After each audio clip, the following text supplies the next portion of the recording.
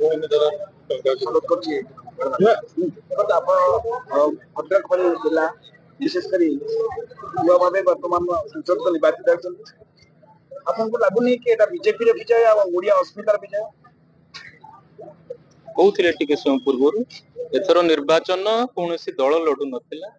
जो साधारण जनता लड़ुले ओडियार स्वाभिमान ओडिया अस्मिता एवं ओडिशार सम्मान तेणु साधारण जनता मन स्थिर कर सारी मनस्थ कर सारी ओडिशा रे परिवर्तन करेंगे एवं इलेक्शन रिजल्ट आसी संपूर्ण भाव में प्रतिफलन होती आप से कथा भी बुझीपारे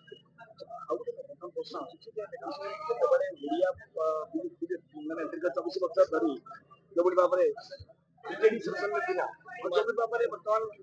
ସମସ୍ୟା ବିଭିନ୍ନ ସବୁ ବହୁତ ସମସ୍ୟା ରହିଛି ଯେ ଆପଣ ଭଦ୍ରକ ସଂସଦ ହିସାବରେ ବେଶୀ କୋଉ ସମସ୍ୟାକୁ ଗୁରୁତ୍ୱ ଦେବେ देखो प्रमुख 3-4 समस्या रही मेडिकल कॉलेज हो यूनिवर्सिटी हो टेक्सटाइल पार्क और बन्यार स्थायी निराकरण ता व्यतीत आउ गोटे बड़ समस्या हूँ उपकूलवर्ती आम संसदीय क्षेत्र रही देखा गले तो पूरा उपकूलवर्ती जिले में जो बेआईन अनुप्रवेशकारी अच्छा तार समाधान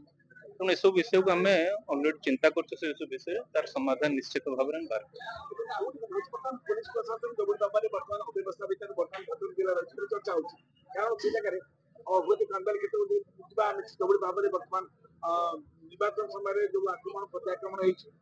हो पुलिस प्रशासन संपूर्ण स्थानता अवलंबन कर जगह आप देखो निर्वाचन समय जिते आप चेष्टा करूँ जिते व्यवस्था कड़ाकड़ी करूँ गोटे दुटा जगार सेमती हो जाए मु भावुँ जी खाली चांदबाली निर्वाचन मंडल अधिक तेणु से प्रशासन पाखे आम अभियोग करूँ ईसीआई पाखे अभियोग करुँ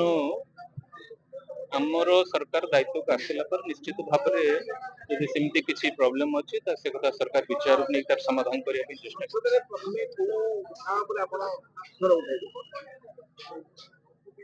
ओडियार सम्मान ओडिशार सम्मान ओडिशावासी समस्यार समाधान भद्रकवासी समस्यार समाधान आम दायित्व एटा से आमको एत संख्यार विपुल संख्यार भोट देकी पठे तेणु समस्या विषय संसद में रखे आम दायित्व निश्चित भाव से